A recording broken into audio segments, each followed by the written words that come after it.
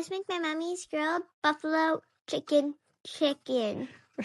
That's exactly what it is. It's grilled buffalo chicken. What does that make you think of? Chicken vanilla. And do you know what we're doing right now? We're mixing. What are we mixing? The chicken. With olive oil. We're coating it in olive oil to help adhere the spice rub that we're going to put on so that the chicken is nice and flavorful. More olive oil. Yep. You want to always make sure you season both sides of the meat. And not that olive oil is seasoning, but it helps the seasoning stick. And you want both sides to taste good. So that's why we're flipping it over. Now we've got our spice rub and we've got paprika, black pepper, cayenne pepper, sea salt, and a healthy amount of garlic powder. You like garlic healthy amount? Yeah. You know how much garlic powder smells so good? And then what do you do with the spice rub? You mix. Mix it. Yep. And then we're giving it a shaky. And we're using about half of it on the first side. And then flippy it over. Yep. Flippy it over, because if you only seasoned one side, the other side. It's going to taste not really good. Yeah, it would just taste like chicken. And nobody wants that. Everybody wants chicken that tastes like other things. Yes, we want chicken to taste like other things. Yes, but like good things like spices and garlic and I like garlic. Yum, and not chickeny chicken. So you want to make sure that you coat it well with the spice rub and, both sides. Flip. Yeah, and flipping. Do you know what that does? Spice the flavor?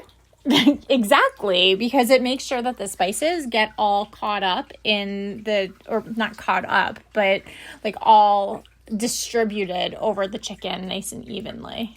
Oh. I know. I sounded very silly just now, didn't I? Yeah, I know. I love you. You guys can't see it, but she's giving me a look. And after the chicken is evenly covered in the spices, you're going to cover it, pop it in the fridge while you make your buffalo sauce, which is melted butter. With garlic, it looks like. Yep. I like garlic. Fresh garlic. That is optional, but highly recommended. In this house, you can never have too much garlic. Mm-hmm. And you mix. And if you are going to use the fresh garlic, you're going to heat it over medium-low heat and mix or stir. No, it's mix, not stir. Could it be stir? Maybe.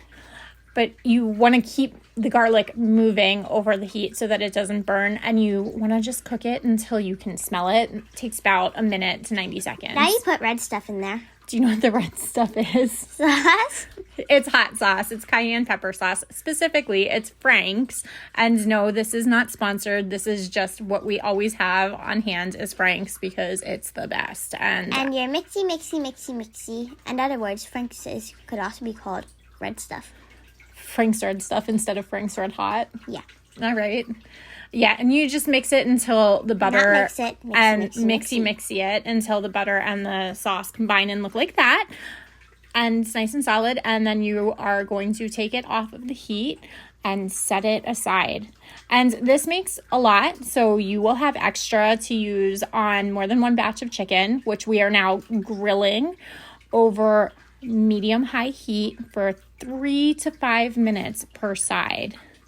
Do you know how you can tell that the chicken is ready to flip over? Oh, I know. Okay, I'm picking you. Yay! When it's golden. Well, how can you see it before flipping? When you flip it over, the chicken should kind of pull away and release from the pan. If it doesn't, if it's still sticking to the pan when you try to flip it, it's not ready to go yet. Okay, so kind of like pancakes made of beeswax. Exactly like pancakes. And leaving it sit without flipping it a ton also helps give you those really pretty grill marks that you see. Oh yeah, they are really pretty. Right, because you eat with your eyes first. If it looks appealing, you're going to be more likely to want to eat it rather than if it looks gross but still tastes good. Next, you're putting the sauce on. Yep. Now we're putting on that hot sauce or the buffalo sauce that we just made. And again, you can skip making your own buffalo sauce if you so choose. Totally up to you. If you're short on time, I get it. Use your favorite store-bought. It's fine. The full recipe's on seasonsprinkles.com. Don't forget to like, follow, subscribe for more, and enjoy your chicken with this saucy sauce.